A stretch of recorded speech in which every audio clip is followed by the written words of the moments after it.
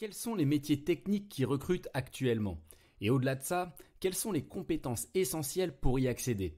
Comment se démarquer en tant que candidate ou que candidat pour pouvoir prétendre à ces jobs qui, bien souvent, découragent justement par leur technicité? À travers cet épisode et les précieux enseignements de Margot et d'Emeric, vous allez découvrir qu'il est en fait complètement envisageable de s'orienter vers des métiers techniques tout aussi passionnants qu'accessibles. Mais avant d'accueillir mes invités comme il se doit, jingle.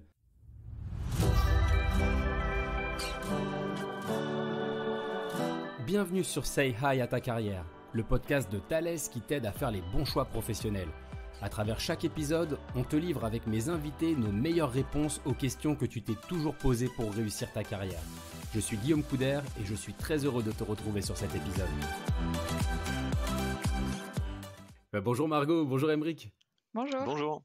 Je suis super content d'être avec vous pour parler de ce sujet, de quels sont les métiers techniques qui recrutent. Je crois qu'il y a pas mal de candidates et de candidats qui se posent cette question. Et moi aussi, je me pose cette question de savoir quelles sont les tendances actuellement en termes de recrutement dans les métiers techniques. Est-ce que les candidats sont en position de force ou est-ce que ce sont les entreprises à l'inverse? Je suis hyper curieux de savoir. Alors pour répondre à ta question, Guillaume, je dirais qu'aujourd'hui on est sur un marché où finalement on a plus d'offres au niveau des entreprises, des différentes entreprises qui recrutent dans ces secteurs-là, que de profils disponibles sur le marché. C'est un peu le nerf de la guerre sur le sujet justement, et on recherche beaucoup de profils dans des métiers techniques. Ok, donc les candidats sont clairement en position de force, c'est-à-dire qu'il y a actuellement pléthore de métiers, pléthore de jobs à pourvoir dans les métiers techniques. C'est vrai que contrairement à ce qu'on a pu connaître pendant quelques années ou ces dernières années, aujourd'hui, on constate quand même que par rapport à toutes les offres qu'on peut diffuser, on a peu de candidatures, ou en tout cas moins que précédemment. Et donc, il y a vraiment des métiers techniques sur lesquels on est un petit peu en tension aujourd'hui, où on est obligé de déployer d'autres méthodes pour trouver des candidats. Est-ce que tu as des exemples, par exemple, Margot, de métiers techniques qui sont particulièrement prisés, particulièrement disponibles actuellement sur le marché et qui pourraient intéresser les candidates et les candidats qui nous écoutent? Oui, bien sûr. Aujourd'hui, par exemple, si je prends un petit peu les métiers pour lesquels je recrute, sur des postes de techniciens et d'opérateurs, par exemple, on peut voir que beaucoup d'entreprises, effectivement, recrutent des techniciens, opérateurs dans différentes spécialités. Et il y a certains postes pour lesquels on a vraiment du mal à trouver parce qu'il y a des spécialisations bien particulières et parce qu'on a beaucoup de demandes et en tout cas davantage que de candidats. D'accord. Et vous recrutez dans quelle région d'ailleurs? Parce que je crois que vous n'êtes pas basés au même endroit, tous les deux, Margot et Emeric. Oui, c'est vrai. En tout cas, moi, pour ce qui me concerne, je recrute sur le bassin de Bordeaux, dans le sud-ouest. Et donc, on a pas mal de concurrence, mais on a aussi pas mal de candidats. Donc, c'est plutôt déjà un bon bassin. Ok, alors ça recrute à Bordeaux. Et Emeric, de ton côté? Eh bien, ça recrute aussi à Brest, à la pointe finistérienne. Donc, c'est un joli bassin brestois que l'on a avec pas mal d'employeurs et de nouveaux employeurs qui viennent s'installer justement sur le bassin. Et donc, on a aussi on va dire des métiers qui se retrouvent en tension, comme le disait Margot. Sur ce bassin-là aussi. Ça recrute vraiment partout. On voyage avec le podcast Say Hi à ta carrière, puisqu'on est allé à Cholet, on est allé à Châtellerault, maintenant on se retrouve à Bordeaux et à Brest. Ça recrute vraiment partout. Aujourd'hui, donc, on se concentre, comme vous le savez, sur les métiers techniques. Qui dit métier dit compétences. Et qui dit compétences dit quoi, en fait? Quelles sont les compétences techniques particulièrement recherchées par les employeurs aujourd'hui pour prétendre au job de ses rêves? C'est une bonne question à 10 000 euros. Alors, pour te répondre, en termes de compétences techniques qu'on va rechercher, ça va être très varié finalement. Margot le disait, elle recrute sur des métiers d'opérateurs, techniciens. Aujourd'hui, je recrute sur des métiers ingénieur logiciel ou ingénierie système. Finalement, on a différents métiers, donc on va regarder différentes compétences. Ces compétences-là se retrouvent au travers de différentes formations ou même de formations en interne que l'on peut fournir au sein des entreprises. Ok. Quand tu dis formation, c'est-à-dire qu'en gros, je suis candidat aujourd'hui à un métier technique, l'entreprise va me former. Donc chez Thales, par exemple, vous formez les candidats à ces métiers-là, à ces compétences qu'ils n'ont pas forcément acquises avant de postuler chez vous? Alors, chez Thales, on va rechercher sur certains métiers des compétences de base que les personnes auront acquises soit dans précédentes entreprises, soit au travers de formations diplômantes. Et puis, il y a aussi la formation interne chez Thales où on vient effectivement former des personnes en interne à des compétences toutes particulières que l'on recherche pour certains métiers. En fonction du Ouais. souhait d'évolution de la personne, on va l'orienter vers ces formations-là pour justement pouvoir répondre aussi à sa volonté d'évolution. Ouais. Est-ce qu'on a des exemples de compétences, je m'adresse à toi Margot, sur Bordeaux notamment, et j'imagine que ça vaut aussi pour Brest et pour tous les sites Thales en France. Est-ce qu'il y a des compétences vraiment spécifiques qu'on peut citer tout particulièrement? Oui, bien sûr. Alors, par contre, si on part sur des compétences plutôt orientées vraiment purement techniques, l'exemple que je peux citer sur Bordeaux, ça va être des compétences en matière d'électronique.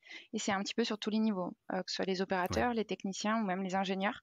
On travaille beaucoup sur des produits qui nécessitent d'avoir cette compétence en électronique. Donc, ça peut être en hyperfréquence, en analogique, en numérique. Et en fait, c'est des compétences qui aujourd'hui sont très recherchées et nous qui sont très importantes puisque sur nos métiers, vraiment on est sur des produits assez spécialisés et donc du coup on va facilement s'orienter sur des candidats qui ont cette formation. Par contre, pour Hmm. rebondir sur ce que disait Emeric aussi, on peut accompagner des personnes et les former sur ces métiers. Je prends l'exemple juste Ouais. du site d'Etrel, qui a l'année dernière fait une opération aussi en partenariat avec Pôle Emploi de recrutement pour des opérateurs justement. Donc c'est un centre de compétences microélectroniques. On a recruté des personnes, on a sélectionné des personnes sur des compétences à la base, sur des soft skills, pour savoir si on allait être en Mhm. mesure de pouvoir les accompagner et les former sur des compétences techniques par la suite. D'accord, donc on a aussi besoin de compétences humaines, de compétences comportementales, ces fameuses soft skills, pour pouvoir prétendre à des métiers techniques, c'est ce que tu nous dis, Margot? Oui, en fait, on ne cherche pas uniquement que des compétences techniques. Bien sûr que c'est important. Il y a des Ouais. formations qui sont vraiment importantes et recherchées, hein, comme dans tout métier. Mais c'est pas la seule composante que l'on recherche. Bien sûr qu'on s'oriente aussi sur d'autres compétences qu'on appelle les soft skills. Ça peut Ouais. être du travail en équipe, de l'autonomie. En fait, tout dépend du poste, mais on Ouais. ne s'arrête pas forcément qu'à des compétences techniques. Donc tu peux avoir du travail en équipe, de l'autonomie. Est-ce qu'il y en a d'autres? Je ne sais pas si Émeric, toi de ton côté, il y a des compétences, des soft skills auxquelles tu es particulièrement sensible dans le process de recrutement?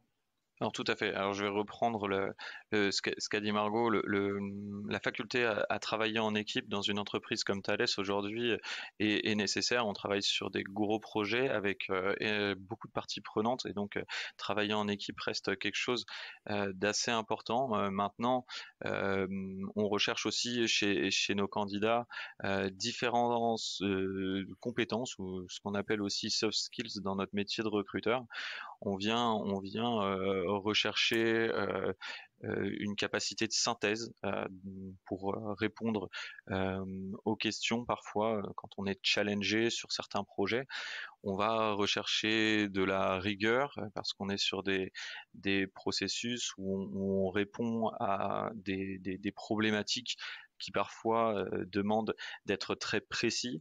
Et donc finalement, on va rechercher tout cela et on va pouvoir le déceler au Hmm. travers de nos différents échanges avec les candidats. Donc ouais, c'est rassurant de savoir qu'il n'y a pas que des compétences techniques pour accéder à des métiers techniques, mais on a aussi voilà, toutes ces qualités humaines qui peuvent nous servir. Alors c'est vrai qu'on a pas mal parlé des candidats en sortie d'études, hein, des jeunes diplômés potentiellement. Maintenant, il y a aussi pas mal de personnes qui sont déjà expérimentées et qui ont envie de s'orienter vers de nouveaux métiers techniques. Est-ce que c'est quelque chose sur lesquels vous les accompagnez aussi, ces candidats? Est-ce que comment ça leur est accessible? Alors tout à fait, on a des offres de profils expérimentés qui sont ouvertes. Comment dire, toute l'année, c'est certain. Je vais parler de responsables de service, de responsables de département. Donc là, on a du management en direct, mais aussi de responsables de projet, où on va chercher une expertise particulière, ou encore d'experts sur des technologies particulières. Ça peut être de l'électronique, ça peut être de l'informatique et du logiciel, donc ce qu'on qualifie potentiellement d'architectes chez nous. Et bien toutes ces offres-là, finalement, figurent sur notre site. On en fait la communication au travers de tout ce qu'on a l'habitude de faire, d'utiliser, c'est-à-dire LinkedIn, etc. Mais pour tous ces candidats-là, en fait, on va rechercher des compétences bien particulières. Ça peut être des compétences en management, ça peut être une expertise en ingénierie, ça peut être une expertise en électronique. Et finalement, on a énormément de postes ouverts aussi pour des profils qui peuvent nous apporter leur expertise, ce qu'ils ont déjà pu apprendre dans d'autres entreprises et qui peuvent nous apporter demain au sein de la nôtre. Ok, ouais, super intéressant. Alors, petit challenge, je sais pas, je vous l'amène juste comme ça. Est-ce que vous pourriez me présenter le top 3 ou le top 5 si vous avez un peu plus d'inspiration des métiers techniques qui recrutent actuellement? Alors moi je peux en donner certains déjà. On va beaucoup recruter sur ce qu'on qualifie d'embarqué chez Thales. Donc que ce soit en ingénierie logicielle où on va rechercher des personnes qui vont être en mesure de développer dans différents langages de programmation. Je peux vous donner du C, du C++, du Java, etc. Donc ça dépend des technologies sur lesquelles on va se pencher. Et donc ça, ce sont des métiers où on a un intérêt tout particulier. Et je parlais aussi d'ingénierie système tout à l'heure. En ingénierie système, on va rechercher des personnes qui ont l'appétence et le souhait de travailler à la fois sur de l'électronique et du logiciel, de faire le mix des deux, de faire de l'intégration de nos systèmes, de faire des tests sur nos systèmes. Et donc, ça va être des métiers dans lesquels on va beaucoup recruter et où on a pas mal de postes. Ça marche. Toi, Margot, tu recrutes à peu près sur ces métiers-là aussi ou sur d'autres? Non, moi je recrute sur des métiers un petit peu différents, plus orientés industrie justement. Et donc du coup, les métiers sur lesquels je vais le plus recruter aujourd'hui, ça va vraiment être des métiers, mais comme je le disais, opérateurs, techniciens, Ouais. les personnes qui sont vraiment sur les lignes de production, sur les lignes de réparation, qui permettent au matériel de sortir finalement ou d'être réparé, que ce soit vraiment pour la livraison ou la réparation. Et aussi des référents techniques. On est à un niveau aussi cadre ou ingénieur et des personnes qui sont en mesure de pouvoir apporter une expertise technique sur nos produits, que ce soit de vieilles technologies, Ouais. des plus récentes. Et donc, du coup, là, on a un panel de compétences encore qui est assez large. On va parler justement des perspectives, on y reviendra juste après, mais des perspectives d'évolution aussi sur ces métiers techniques. Maintenant, j'aimerais bien savoir voilà, quel secteur d'activité offre les meilleures opportunités aujourd'hui. Je suis candidat, voilà, je veux m'orienter vers un secteur d'activité ou vers un autre, j'hésite. Quels sont ceux qui sont les plus porteurs? Alors, on va avoir un avis très biaisé en te répondant l'industrie, parce que vraiment, on recrute énormément dans ce domaine-là. Ouais. Maintenant, en fonction des bassins d'emploi, je pense que ça peut varier. En tant que candidat, ce qu'il faut regarder aussi, c'est quels sont les employeurs qui se présentent sur le bassin d'emploi sur lequel on veut travailler, le ou les bassins Mhm. d'emploi. Hein. On peut être mobile sur différents bassins d'emploi et regarder pour lesquels on a le plus d'appétence. Finalement, aujourd'hui, il y a énormément de domaines qui recrutent.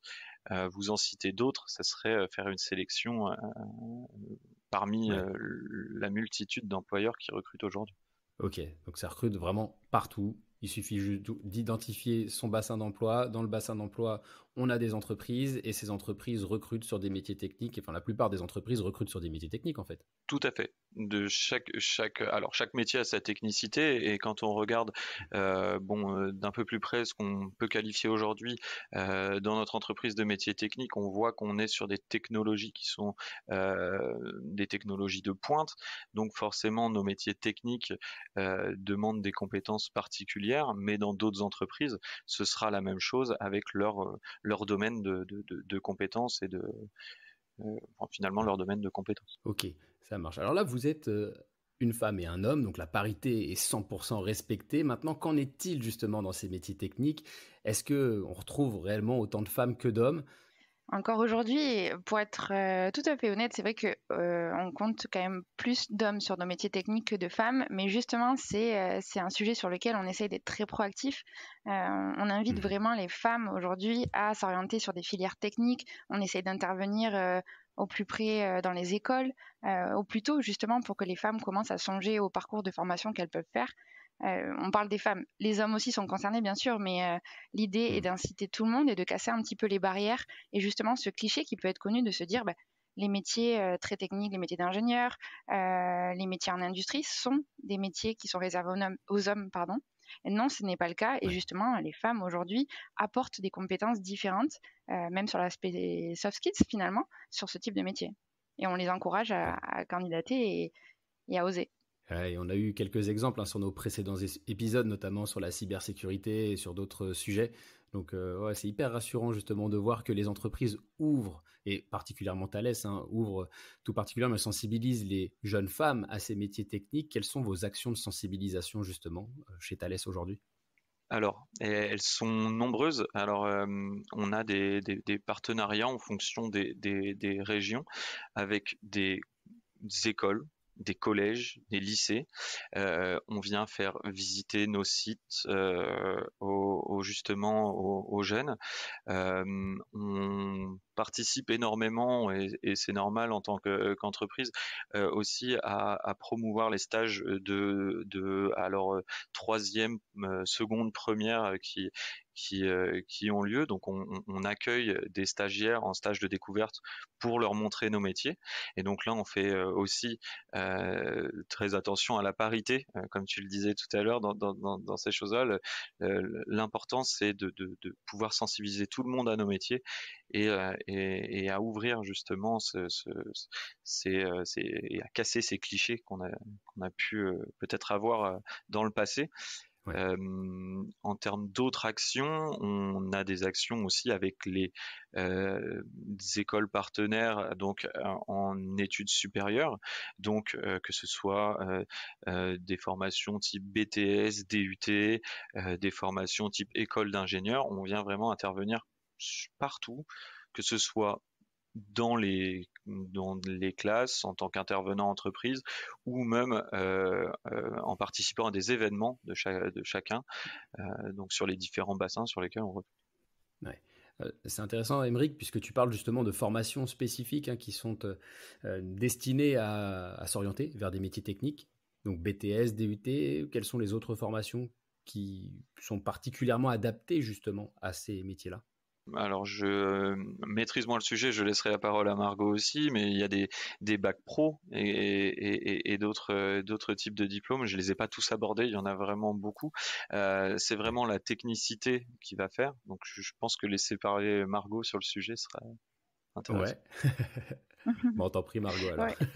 Oui. Non, mais en fait, on n'a pas une formation cible. Finalement, le message qu'on essaie de faire passer aussi, c'est qu'on recrute. Encore une fois, des opérateurs, des techniciens, des ingénieurs, on recrute tout niveau. Et c'est ça qui est important de retenir finalement. Aujourd'hui, il y a une diversité qui est assez importante dans tous les métiers. Je parle au nom de Thales aussi, là, pour le coup, mais on a vraiment des personnes qui ont des parcours différents et c'est ça qui fait la richesse des équipes derrière.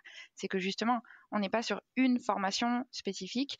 On a des partenariats, comme le disait Aymeric, avec plusieurs écoles de tout niveau, justement parce que cette mixité, on l'encourage et on estime que c'est une valeur ajoutée. Alors, moi, je suis candidat ou je suis candidate et je cherche à me renseigner déjà dans un premier temps sur les métiers techniques et ensuite je cherche à postuler. Comment est-ce que je me renseigne ? Via quel canal est-ce que je peux me renseigner sur ces métiers ? Et derrière, comment est-ce que je peux trouver les fameuses opportunités d'emploi ? Aujourd'hui, il y a quand même, pour la plupart des entreprises, il y a quand même les réseaux sociaux qui sont devenus une vraie clé pour se renseigner. La plupart des entreprises ont des sites dédiés. Pôle emploi a un site. Il y a de nombreuses choses qu'ils ont mises en avant sur Google, sur Internet de manière générale, pour pouvoir se renseigner sur les différents métiers. À tout âge, quand on prend un site comme l'étudiant aussi, par exemple, qui est bien fait pour orienter les jeunes, ça permet déjà de se renseigner. Après, les réseaux sociaux, en ciblant un peu plus sur les entreprises, permettent d'avoir accès à un certain nombre d'informations et de pouvoir se renseigner justement sur les domaines d'activité, les métiers recherchés. Ça marche, donc là on se renseigne. Et après, pour postuler, comment ça se passe ? Est-ce que c'est via ces mêmes sites ou est-ce qu'il y a d'autres canaux qui sont particulièrement intéressants justement lorsqu'on cherche à postuler sur un métier technique ? Alors, pour postuler, il y a énormément de canaux. On va reprendre tous ceux qu'a présenté Margot, les réseaux sociaux. Donc sur les réseaux sociaux professionnels, hein, si on parle des réseaux sociaux professionnels, on peut candidater sur les offres. Alors comment on candidate? On présente un Donc CV. LinkedIn par exemple, c'est ça, quand tu dis réseaux sociaux LinkedIn, par professionnels. exemple, Ouais, exactement. C'est le plus utilisé par les employeurs, hein. Aujourd'hui, c'est vraiment mainstream LinkedIn. Et donc finalement, on va avoir juste à postuler avec son CV sur les offres qui nous intéressent. Selon le choix de la personne, on peut aussi y joindre une lettre de motivation. Donc voilà, donc c'est au travers de la candidature sur ces réseaux sociaux, sur les sites, donc sur nos sites internet. Donc chaque entreprise ayant un site internet a souvent un espace candidat ou carrière qui permet de postuler aussi. Donc on y retrouve l'ensemble des offres de l'entreprise qui sont ouvertes donc et sur lesquelles on peut postuler pareillement en mettant son CV et ou sa lettre de motive pour pouvoir justement faire acte de candidature.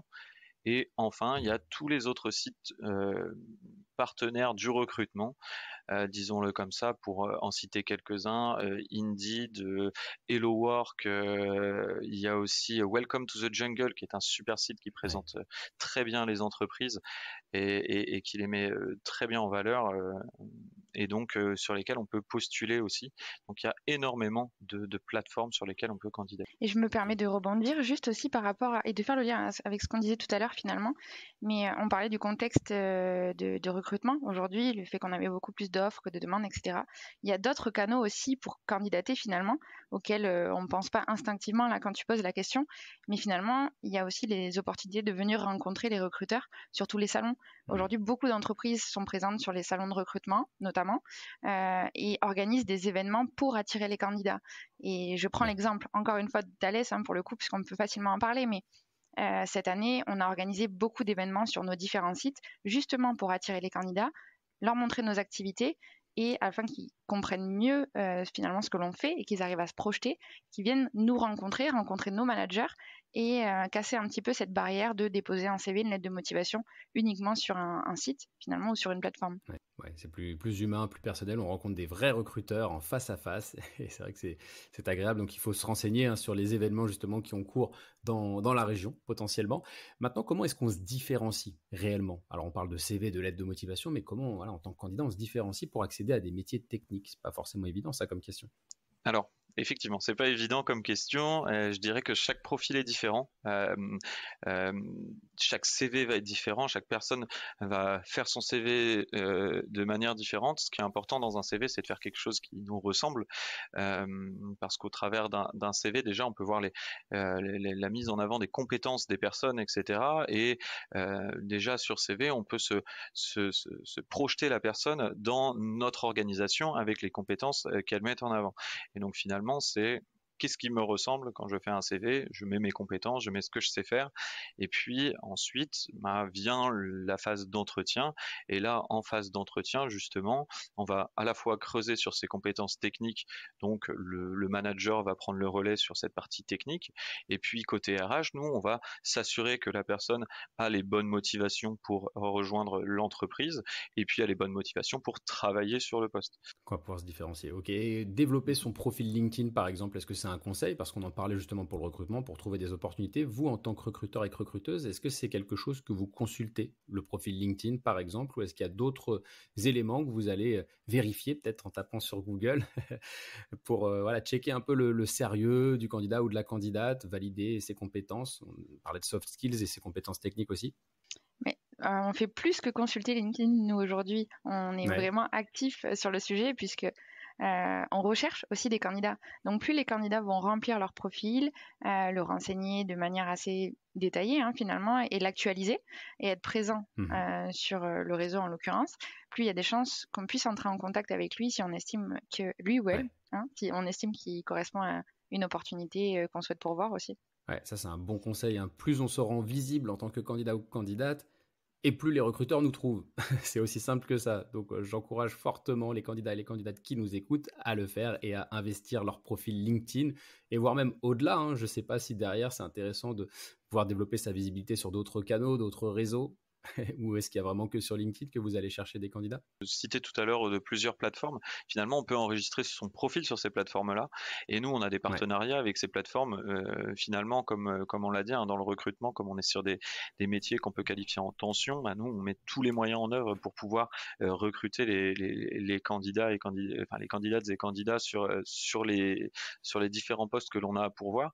Et finalement, demain, il y a aussi, alors on n'a pas parlé, mais il y a l'APEC pour les ingénieurs et cadres, qui est une plateforme qui est quand même très reconnue et Ouais. sur laquelle il nous arrive d'aller rechercher des candidats aussi. Donc il y a vraiment LinkedIn, c'est, on va dire, le réseau social très important aujourd'hui où beaucoup de personnes sont. Donc on y accorde beaucoup de temps, mais on accorde beaucoup de temps aussi aux autres plateformes qui ont des banques de données de profils qui sont aussi intéressantes pour nous. Alors, j'ai aussi une question attente des candidats. C'est-à-dire qu'on a beaucoup parlé des attentes aussi un peu des recruteurs. Quelles sont les attentes des candidats aujourd'hui lorsqu'ils prétendent à des métiers techniques et quelles sont les actions que vous mettez concrètement en œuvre, vous, chez Thales, pour répondre à ces attentes? Je sais pas, je me tourne vers toi, Margot.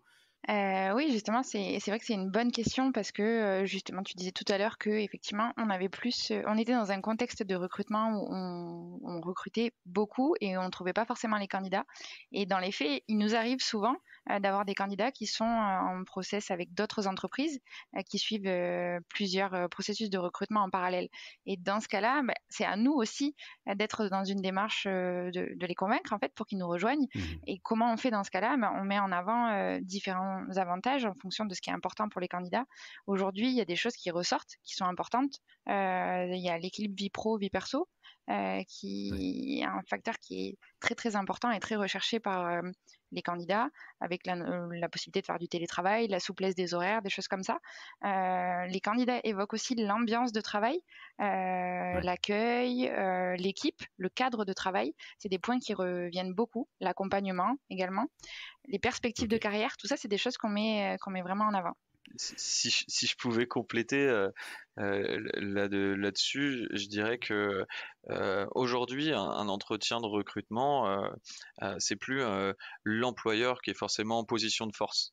On est Mhm. sur plutôt une démarche de séduction des deux côtés. Le candidat veut se faire recruter et l'employeur veut montrer qu'il souhaite recruter le candidat et lui Ouais. apporter ce qu'il recherche dans son équilibre de vie. Ouais. Donc on est vraiment sur une posture d'égal à égal, ce qui est plutôt rassurant pour l'un comme pour l'autre en fait. Oui, c'est ça exactement. Et c'est ce qu'on cherche à véhiculer aussi comme message. Est-ce qu'il y a d'autres conseils que vous aimeriez donner, des messages à faire passer justement à ces candidats qui nous écoutent? Oui, on parlait tout à l'heure des salons et autres. Un conseil que je pourrais donner, c'est que dès qu'on en a l'envie, c'est-à-dire ça peut être collège, lycée ou autre, il ne faut pas hésiter à aller à la rencontre des entreprises, justement pour savoir quelles sont leurs activités, quels sont leurs métiers, essayer de se projeter aussi là-dessus. Donc ça commence dès jeune, il faut attiser sa curiosité justement sur ces sujets-là. Euh, Mhm. on accueille toujours tout le monde sur les salons, et même si ce sont des salons dédiés au recrutement, et bien finalement nous on vise sur le long terme et on est là aussi pour parler de nos activités, présenter nos activités. Donc ça peut être un conseil à avoir. Et puis même quand on est en reconversion professionnelle, comme on a pu l'entendre dans un précédent podcast, quand on est en reconversion professionnelle, aller sur ces salons à notre rencontre, c'est une manière aussi de se dire par où je vais pouvoir passer pour venir travailler chez Thales demain. En complément, Ok. j'ajouterais aussi un autre conseil, c'est peut-être de pas se mettre trop de barrières finalement, que les candidats osent se positionner. Parce que c'est vrai que des fois, on rédige des offres d'emploi, par exemple, et les candidats ne se retrouvent pas forcément dans tous les critères. Mais il faut oser candidater, il faut se dire que c'est pas grave si la candidature n'est pas sélectionnée une fois, deux fois, potentiellement. Il faut oser et vraiment ne pas se dire je coche pas toutes les cases pardon, donc j'y vais pas. Non, Ouais. allez-y, osez. Ça, c'est un truc, je crois, qui est assez courant, hein. Il y a pas mal de candidats, surtout les candidates, justement. J'avais vu une étude passer là dernièrement, comme quoi les profils féminins se restreignaient un peu plus que les profils masculins. Lorsqu'on ne correspond pas, je sais pas moi, à 80% de l'offre, bah, en tant que femme, on va beaucoup plus se restreindre que lorsqu'on est un homme. C'est quelque chose que Oui, vous ça c'est un constatez, vous? point. Oui, c'est quelque chose de connu et c'est un point que vous avez abordé sur le premier podcast justement. Ouais. Et c'est vrai que nous, les recruteurs, on connaît aussi le sujet et c'est pour ça tout à l'heure qu'on faisait aussi passer le message aux femmes en plus d'oser et de pas se limiter. Bah, c'est top. En tout cas, merci beaucoup Margot pour ce témoignage aussi. Merci beaucoup Aymeric. Rendre accessibles les métiers techniques au plus grand nombre et notamment au profil féminin. Les hommes, évidemment, ont leur place. Mais voilà, ça a toujours été le cas. Il y a plus d'hommes que de femmes dans les métiers techniques, mais les femmes aussi peuvent y prétendre. Donc, un grand merci à tous les deux pour tous ces conseils bien précieux. Franchement, je pense que les candidates et les candidats apprécieront. Je ne sais pas si vous avez un petit mot de la fin à ajouter. N'hésitez pas à candidater chez Thales.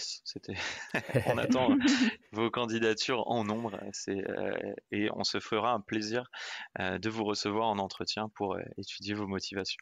Ça, c'est le bon conseil. Merci Aymeric. Et toi, Margot ? Oui, j'allais dire encore une fois, osez, tout âge, tout profil. N'hésitez pas à déposer vos candidatures, encore une fois, comme l'a dit Aymeric, à venir nous rencontrer et à prendre des renseignements auprès des personnes que vous connaissez autour de vous. Osez, c'est le mot important. J'adore. Bah, trop bien. Parfait. C'est même le nom d'une chanson, je crois, non ? Enfin, il doit y avoir plusieurs chansons qui s'appellent comme ça. Bah, c'est top. Merci beaucoup à tous les deux et à très vite. Merci beaucoup, Guillaume. Merci. À bientôt.